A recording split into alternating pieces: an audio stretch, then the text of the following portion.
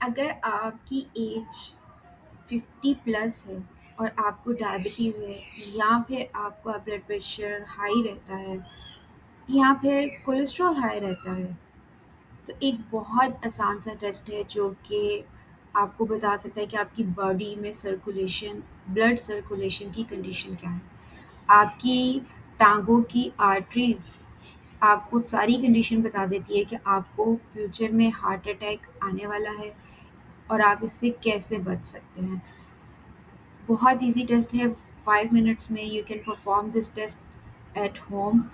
अगर आप BP check करते रहते हैं और आपके पास बीपी ऑपरेटर्स है, then well and good, you can perform it in 5 minutes. लेकिन अगर आपके पास बीपी ऑपरेटर्स अवेलेबल नहीं है, तो आप नियर बाय फिजिशियन को कंसल्ट करके आप इस टेस्ट की वैल्यू जानें और आपको पता चल जाएगा कि आर्टरीज़ आपकी नैरो हैं, थिक हैं या नॉर्मल ब्लड सर्कुलेशन चल रहा है। इसलिए कहते हैं कि टाँगों की रगें आपको वो राज़ बता देती हैं जो कि शायद बड़े-बड़े टेस्ट जो हैं वो उनसे भी नहीं पता चल सकता। जो टेस्ट हमने परफ़ॉर्म करना है उसे एंकल ब्राchiयल प्रेशर इंडेक्स टेस्ट कहते हैं। इसमें हम जो बाजू का ब्लड प्रेशर जैसे हम लेते हैं, बिल्कुल इसी तरह हम ब्लड प्रेशर चेक करेंगे।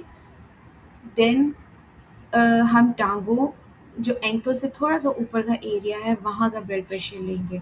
आपने मेक श्योर करना है कि जो भी पेशेंट है, जिसका भी आप ankle brachial pressure index test कर रहे हैं, वो 15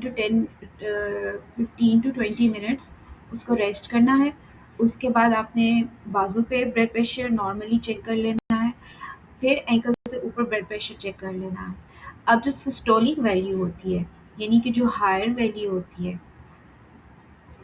हायर वैल्यू जो लेग्स का जो आपने ब्लड प्रेशर चेक किया था उसका सिस्टोलिक प्रेशर, उसको डिवाइड कर देना है जो बाजू का आपने ब्लड प्रेशर चेक किया है उसकी सिस्टोलिक वैल्यू से।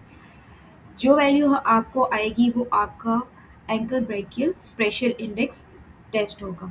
अगर तो ये टेस्ट 1.0 से 1.3 के दरमियान में है, इट्स मीन कि आपकी ब्लड सर्कुलेशन नॉर्मल है, आपकी आर्टरीज नॉर्मल है, ना तो वो नैरो हैं और ना ही वो थिक है और आपको परेशान होने की ज़रूरत नहीं है। बट अगर आपकी जो वैल्यू है वो 1.0 से नीचे है, इट्स मीन कि आपको पेरिफेरल आर्टरी डिजीज़ है।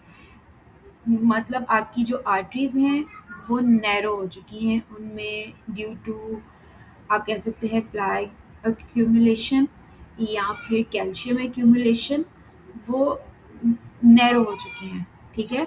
और उसका लिटिल लाइफ़स्टाइल चेंजेस, एक्सरसाइज़ और डाइट से आप उसको मैनेज कर सकते हैं। इसके बारे में मैं एक अलहदा से वीडियो बनाऊँगी। बिफोर दैट मैं आपको बता दूँ कि आई एम हेरा और I am a pharmacist. I will bring you videos related to health, specially वो लोग जिनकी एज 50 अबव है। इसलिए आप मुझे लाइक कर लें, सब्सक्राइब कर लें ताकि मेरी वीडियोस आप तक पहुंचती रहें। बहुत छोटे-छोटे टिप्स एंड ट्रिक्स हैं जो कि आपकी लाइफ को इम्प्रूव कर सकते हैं और आपकी जेब खाली होने से बच सकती है, जो कि एट द राइट टाइम आपको बहुत बड़े-बड़े टेस्ट करवाने पड़ते हैं, जैसे एंजियोग्राफी हो गई, स्ट्रोक होने से हम अपनी लाइफ़स्टाइल में चेंजेस करने से हार्ट अटैक, स्ट्रोक से बच सकते हैं। इसलिए हम बात कर रहे थे कि जो वैल्यू अगर 1.0 से 3.0 के दरमियान में आती है, तो इट्स नॉर्मल। बट अगर इससे नीचे आती है तो आपकी आर्टरीज़ नैरो हो चुकी हैं। और अगर 1.3 से ऊपर आती है, इट्स मीन कि आपकी आर्टरीज़ थिक हो चुकी हैं, व्हिच इज़ ऑल्सो लाइक घंटे की खतरे की घंटी। तो in my next video I will tell you कि जो वैल्यू अगर नीचे आए या ऊपर आए, अगर आपकी वैल्यू नॉर्मल नहीं आ रही, तो इसमें भी परेशान होने की बात नहीं है, बल्कि ये खुशी की बात है कि आपको टाइम से पहले पता चल गया है। सो आपने मुझे ज़रूर बताना है कमेंट्स में कि आपने अपना ankle brachial pressure index test किया है और उसकी क्या वैल्यू आई है। Thank you so much. Like कर लें, सब्सक्राइब कर लें। Bye bye.